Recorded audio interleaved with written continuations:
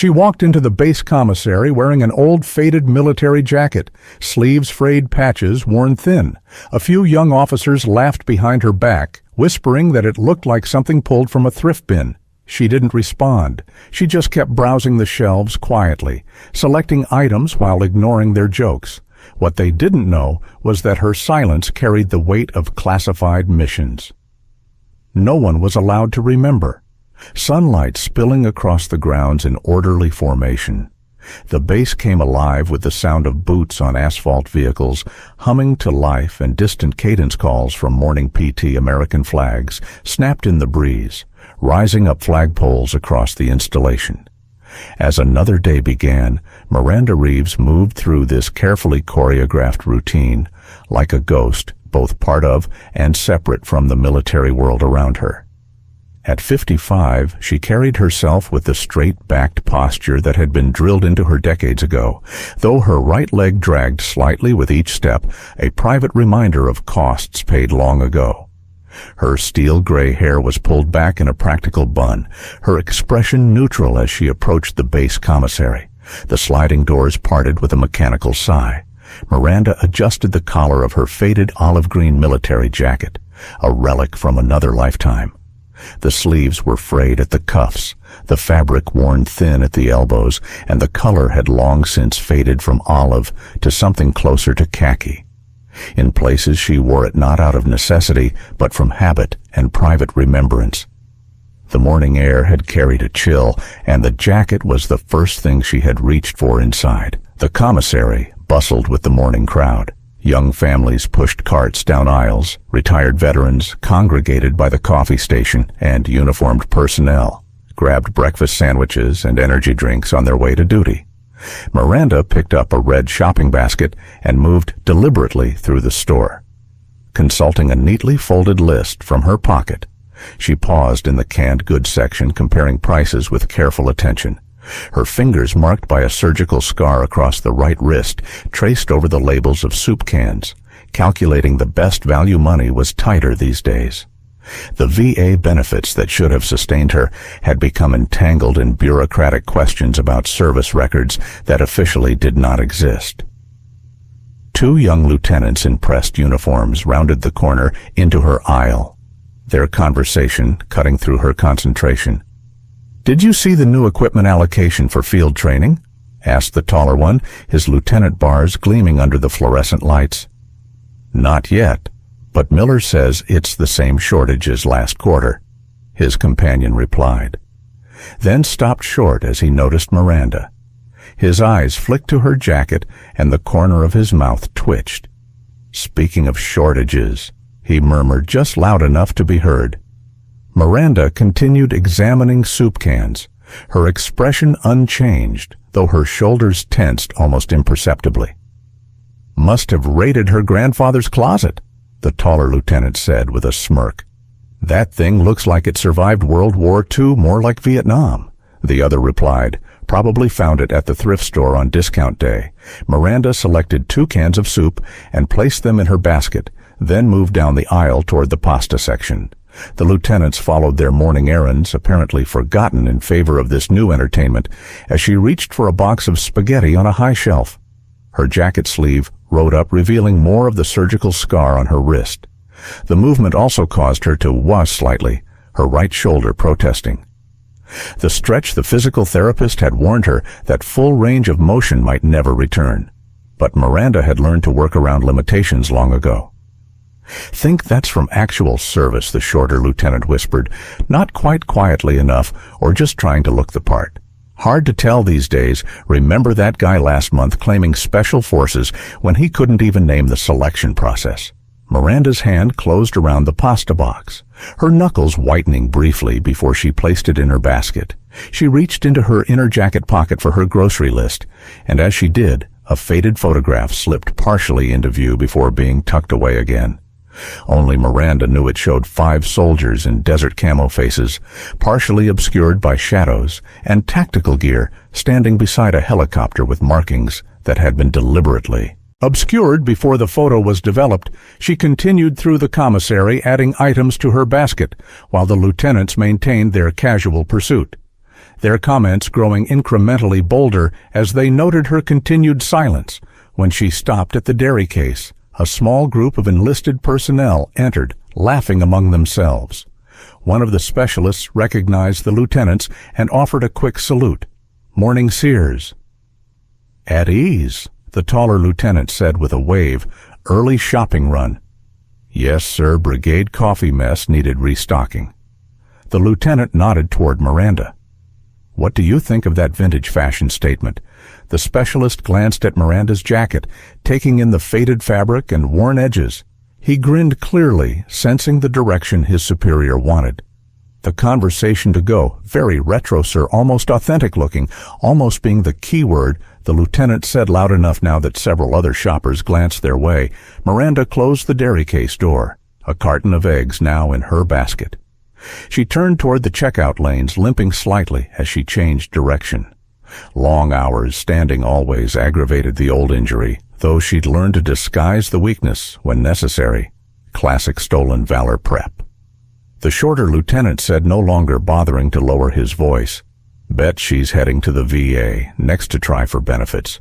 Miranda's destination was indeed the VA office on the other side of the base, though not for the reasons they assumed. The quarterly appeal of her case was scheduled for 11 unquack another attempt to have her service records partially unsealed so her medical claims could be processed. 3 previous attempts had ended with apologetic rejections from administrators who could not acknowledge operations that officially never happened as she approached the checkout.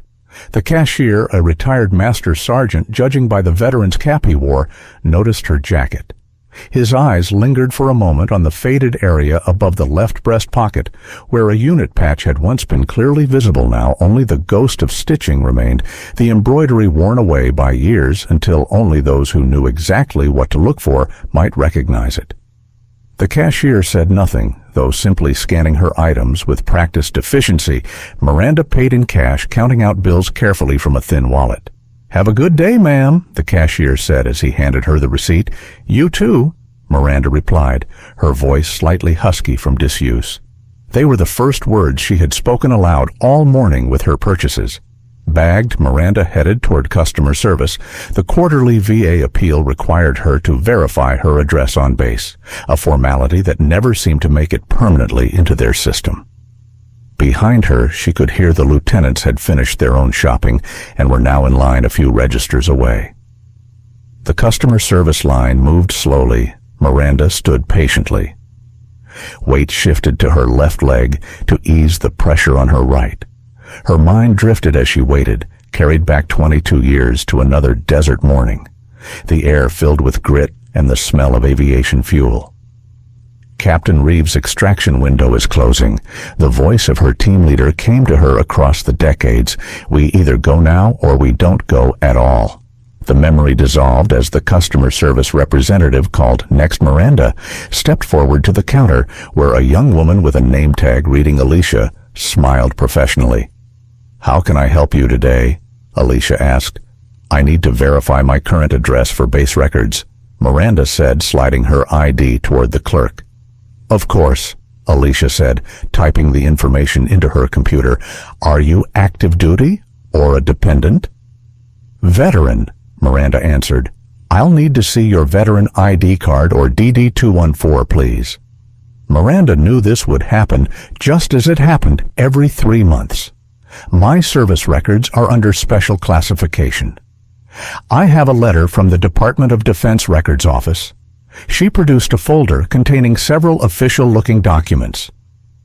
Alicia looked uncertain, clearly not trained for this exception.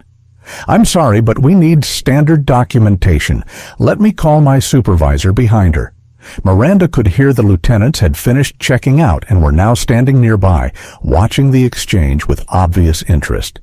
"Some people will claim anything for a 10% discount," the taller one said, just loud enough to carry to those nearby.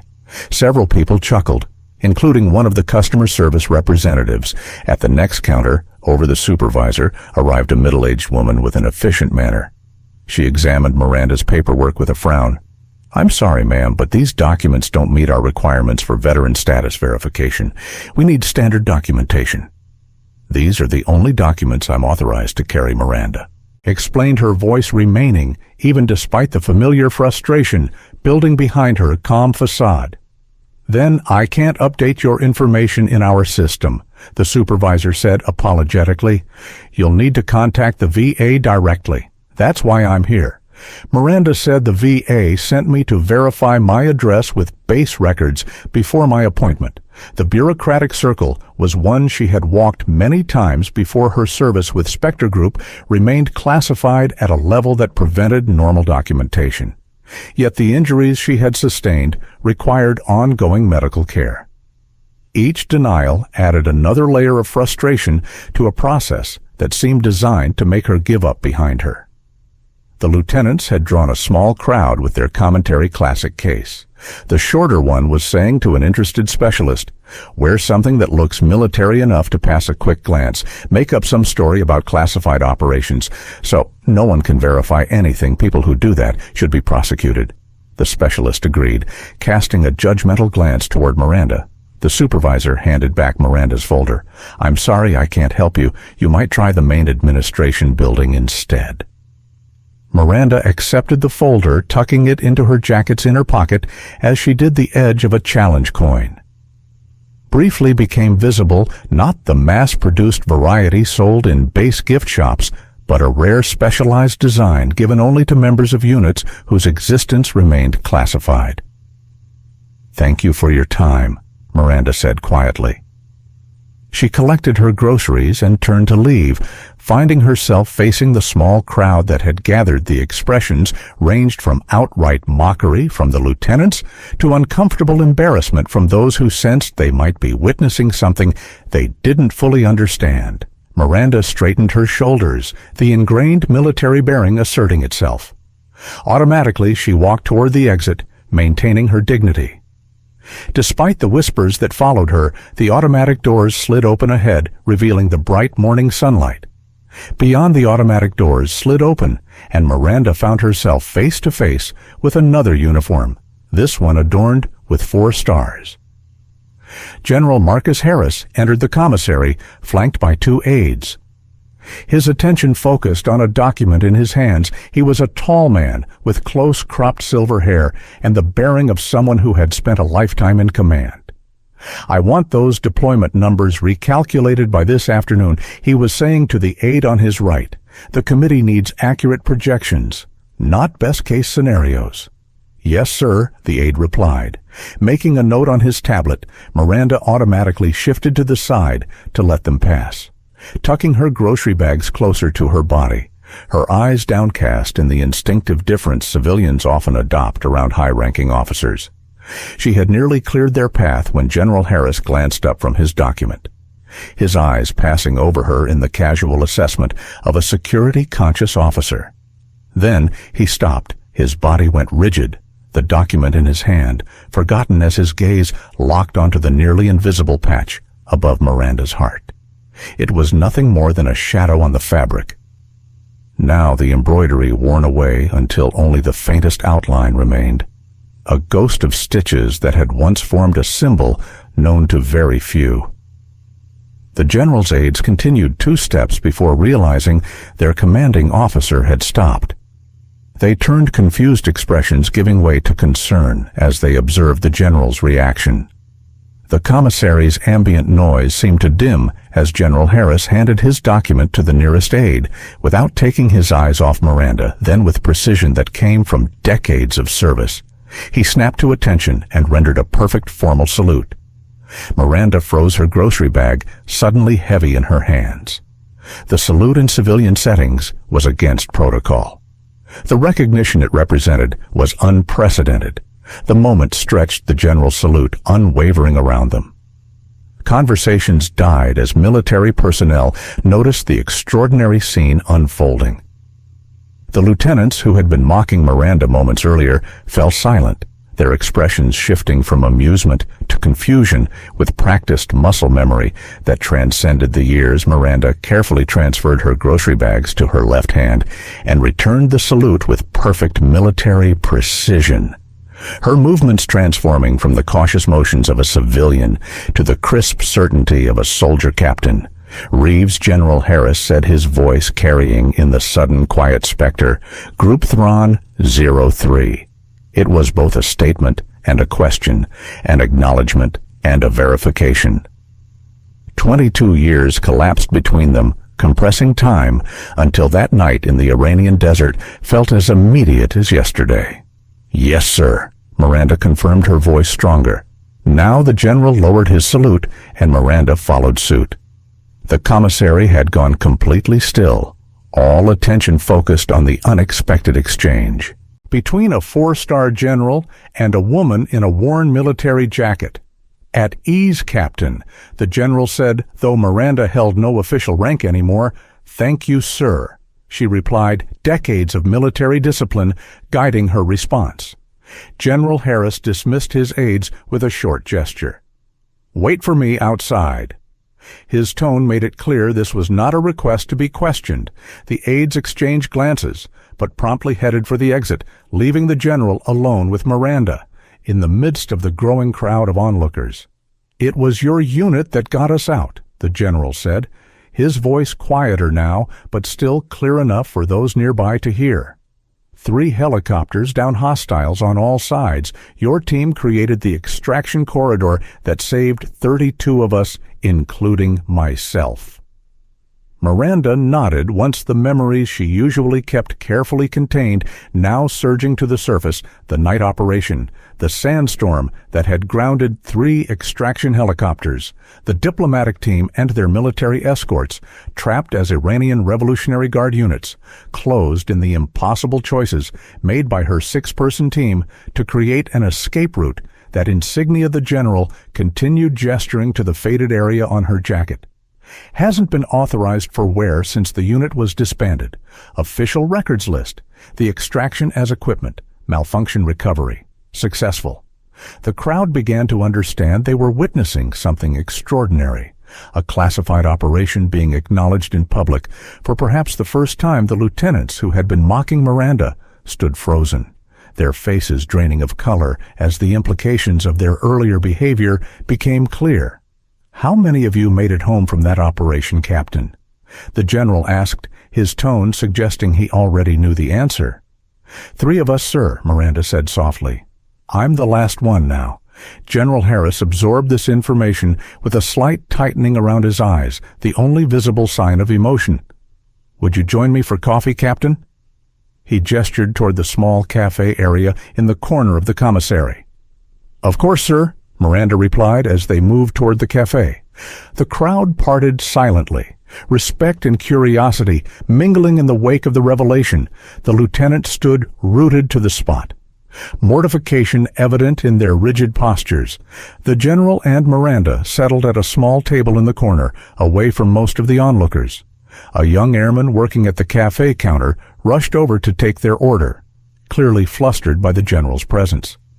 Just coffee black, the general said the same, Miranda added. When the airman retreated, General Harris leaned forward. I've often wondered what happened to your team after the debriefing. Everything went into classified files, so deep even I couldn't access them anymore. That was by design.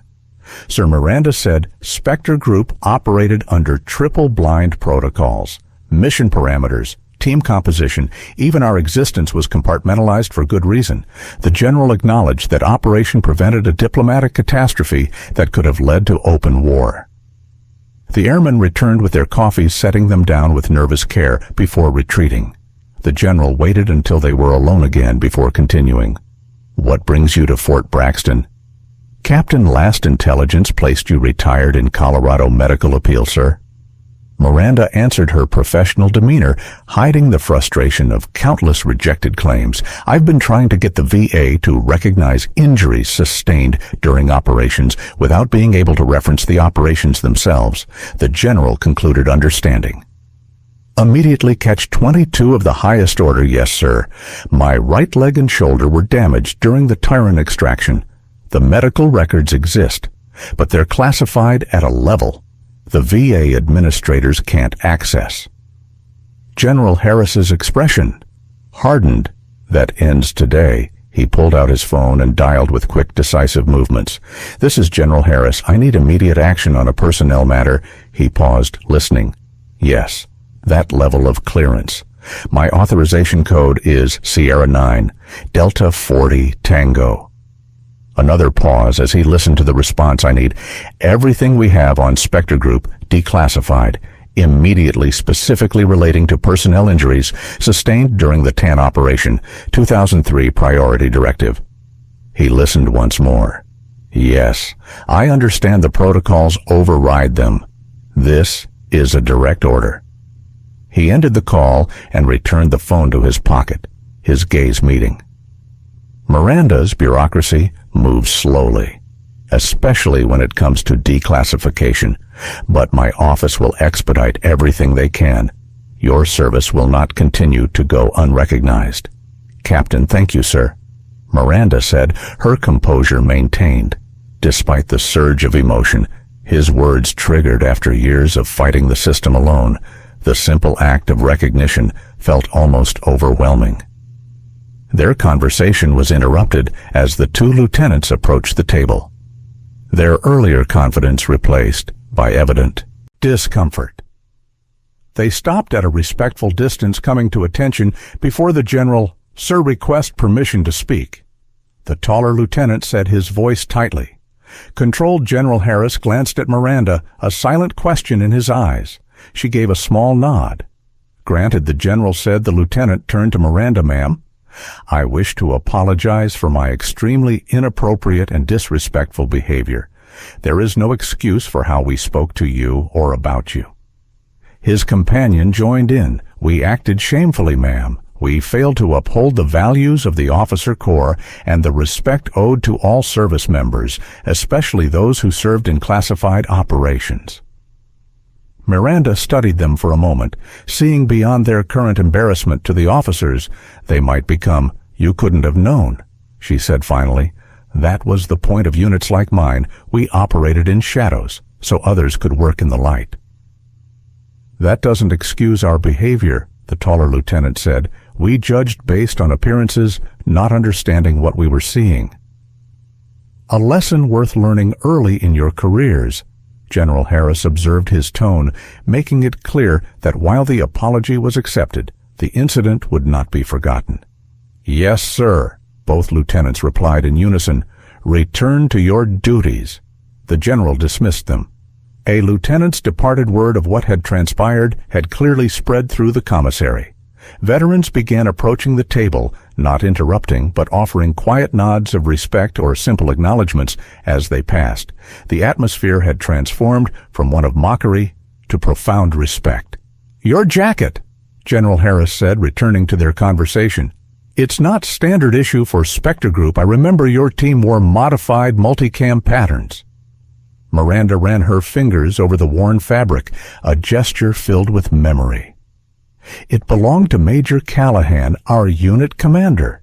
He didn't make it back from Tyrann. I've kept it all these years."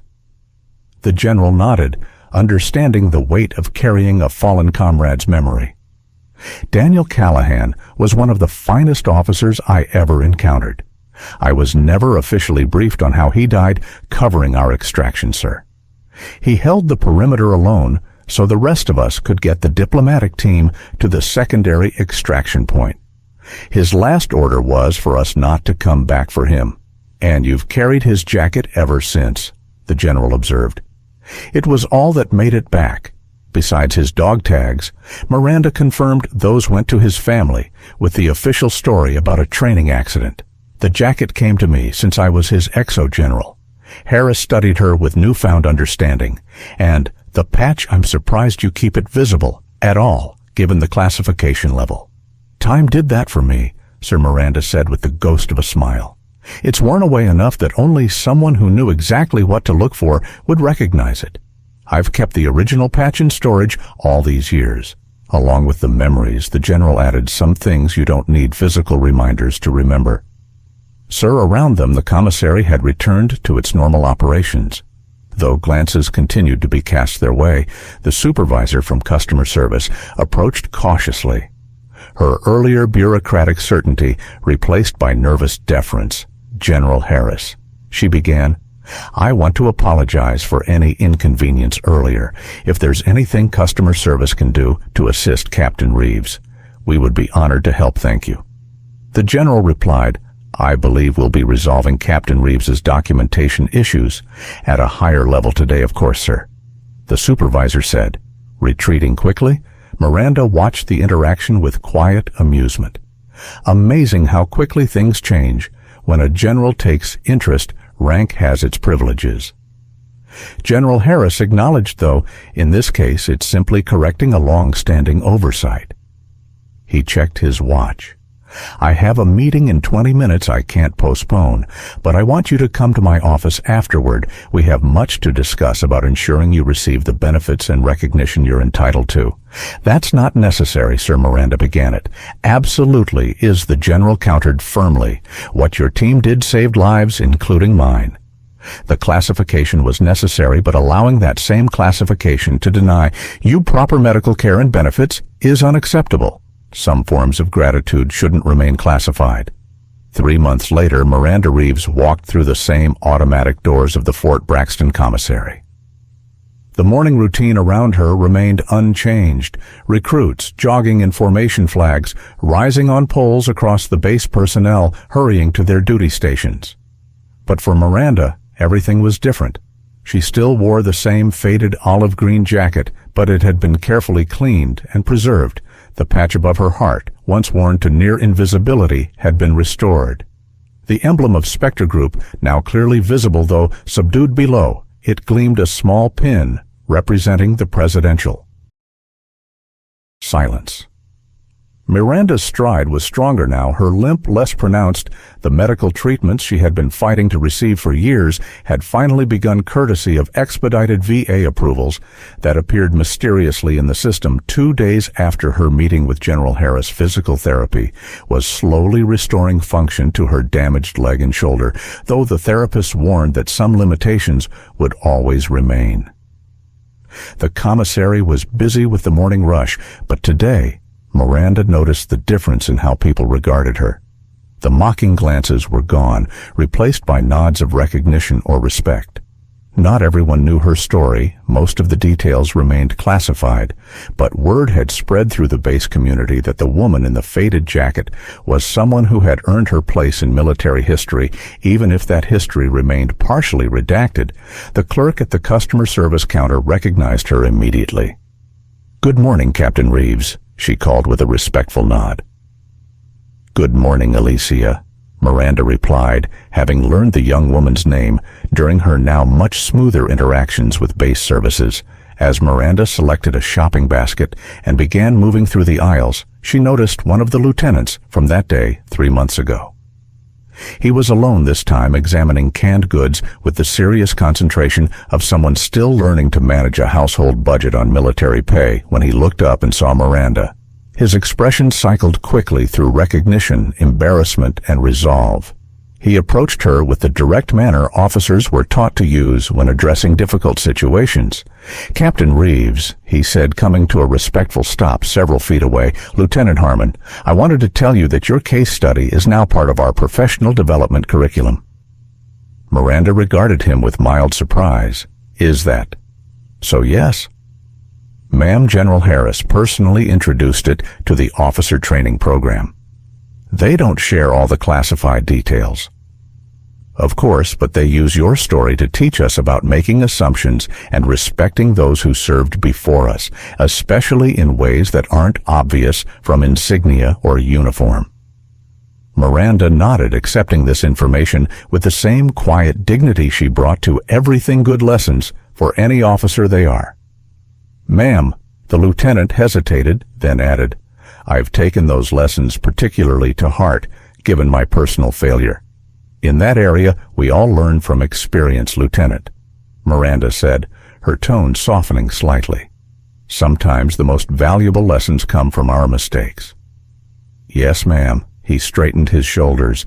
"Thank you for your service, Captain, both then and now." As the lieutenant moved away, Miranda continued her shopping with a thoughtful expression. The exchange had been one of many such encounters over the past months. As word of her service had spread through official and unofficial channels, General Harris had been true to his word, starting the process of limited declassification for the Spectre Group records related to medical treatment and benefits. While most operational details remained highly classified, enough had been made available to validate the service of the surviving team members. For Miranda, the changes went beyond improved medical care and proper benefits. After years of operating in shadows and then living in the limbo of unacknowledged service, the simple act of recognition had shifted something fundamental in her relationship with her past. She completed her shopping efficiently, selecting items with the same careful attention to value. Though financial concerns were less pressing now that her disability benefits had been approved, as she approached the checkout, she noticed the same cashier who had recognized her jacket that first day morning. "Captain," he said with a nod to her patch. "Good to see that getting the respect it deserves now." "Morning, Master Sergeant," she replied, having learned his name and former rank during previous visits. "Things have improved considerably." "About time," he said as he scanned her items. "Some of us suspected what that fade-out patch might be, but you don't ask about those things unless someone wants to tell you." "Appreciate the discretion," Miranda said. "It's been ingrained for so long. It's still strange having it acknowledged, I imagine." So he finished bagging her groceries. "My nephew's at the academy. Now says they've started teaching about specialized units in proper protocol." "Your unit specifically got mentioned, though. Not by name or mission, details." "Progress," Miranda agreed, paying for her groceries. As she turned from the checkout, a young female officer approached her, moving with the slightly nervous energy of someone about to speak to a superior they greatly respect. She was perhaps 25, with lieutenant bars gleaming on her uniform and the focused intensity of the recently commissioned. "Excuse me," the young woman said. "Are you Captain Miranda Reeves from Spectre Group?" Miranda assessed. The lieutenant, with a quick glance, noting the intelligence insignia on her uniform, "I am." The lieutenant came to attention, offering a crisp salute. "Lieutenant Sarah Mercer." "Ma'am, 103rd Military Intelligence Battalion Miranda," returned the salute with ingrained precision at ease. "Lieutenant, how can I help you, ma'am? I've been studying your extraction techniques. As part of advanced training, they've incorporated the declassified portions of your Thyron operation into the updated field manual." The lieutenant's expression showed genuine admiration. "Your innovations in limited resource extraction under hostile conditions have become foundational training for the first time in longer than she could remember." Miranda felt a flush of pride that had nothing to do with hidden accomplishments. "I'm glad the lessons we learned the hard way are being passed along." "They are," Ma'am Lieutenant Mercer assured her. "In fact, I'm part of a training development team working on updated protocols based on your team's methods." She hesitated briefly. "I was wondering if you might consider speaking to my platoon. Sometime having insight directly from you would be invaluable." 20 years of instinctive silence warred briefly with the new reality of selective disclosure. Miranda studied the young officer, seeing in her the same determination and intelligence that had marked the members of her own team. "So long ago, I'd be happy to speak with your platoon," Miranda said, surprising herself with how easily the words came, within classification limitations. Of course, Lieutenant Mercer's face lit up. "That would be incredible, ma'am. The team would benefit tremendously from your experience." They exchanged contact information, and as the lieutenant departed with a final salute, Miranda found herself contemplating this unexpected turn in her life's path. After decades of shadows, she was stepping cautiously into the light, finding purpose in sharing what could be shared with the next generation. As Miranda left the commissary, grocery bags in hand, she passed a group of young soldiers who straightened instinctively at the sight of her patch and citation. Their reactions were no longer based on assumptions about a worn jacket, but on recognition of what it represented. Outside, the morning sun had risen fully, casting sharp relief across the orderly landscape of Fort Braxton. Miranda paused for a moment, adjusting to the brightness. A figure approached from the direction of headquarters, and she recognized General Harris walking with another officer. The general noticed her and altered his course slightly to intercept her path. "Captain Reeves," he greeted her, "just the person I wanted to see." General Miranda acknowledged with a nod. "How can I help you, sir? I've been reviewing the progress on the declassification process.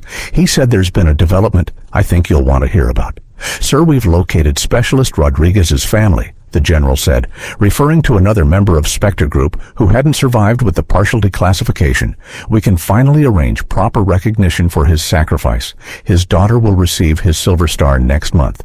Miranda absorbed this news, thinking of the young communications specialist who had died, ensuring their extraction team maintained contact during the operation. His daughter must be in her 20s now. 26, the general confirmed. She grew up believing her father died in a training accident. Now she'll know he died a hero. Even if she can't know all the details, that matters. Miranda said softly, "It matters a great deal. We'd like you to be part of the ceremony." General Harris continued, as the last surviving team member, "Your presence would mean a lot to his family." "Of course, sir, I'd be honored." The general nodded. "Excellent. My aide will send you the details." He gestured to the patch on her jacket. "I see you've restored the insignia." "Yes, sir, seemed appropriate now that it's partially acknowledged." "It suits you, Captain," the general said. "Always did." He checked his watch. "I need to get to a briefing, but there's something else I wanted to mention. We're establishing a specialized training program for extraction operations under complex conditions. Your input would be invaluable in designing the curriculum." "Teaching was never my specialty, sir," Miranda said cautiously. "Experience is what we need, Captain, the kind that can't be found in manuals. Think about it." With a final nod, the general continued toward headquarters, leaving Miranda to consider this new possibility as she walked toward her car. Miranda's thoughts drifted to the members of her team who hadn't lived to see this day: Major Callahan, whose jacket she wore; Specialist Rodriguez, whose family would finally learn part of the truth; Lieutenant Way; and Sergeant Decker, who had made it home but succumbed to injuries and illness in the years since she had carried their memories alone for so long. The sole custodian of their shared history, now at least some of that history would be preserved, acknowledged, and learned from. Not everything, some aspects of their operations would remain classified for decades to come, but enough that their service and sacrifices would no longer be completely hidden in redacted files, in officially non-existent units. Miranda reached her car and carefully placed her groceries in the trunk. As she closed it, she caught a glimpse of her reflection in the window. The woman who looked back at her stood straighter than she had in years, the restored patch and new citation gleaming in the morning sun. For the first time in decades, Miranda Reeves smiled, a genuine expression that reached her eyes. She was no longer invisible, no longer caught between worlds. The classified operations would always be part of her, but they no longer defined the entirety of her existence. She had stepped out of the shadows, not completely into the light. Some shadows would always remain, but into a middle ground where her service could be acknowledged, where the next generation could learn from what she and her team had accomplished and sacrificed. As Miranda drove away from the commissary, she began mentally preparing for her meeting with Lieutenant Mercer's platoon. There were lessons to be shared,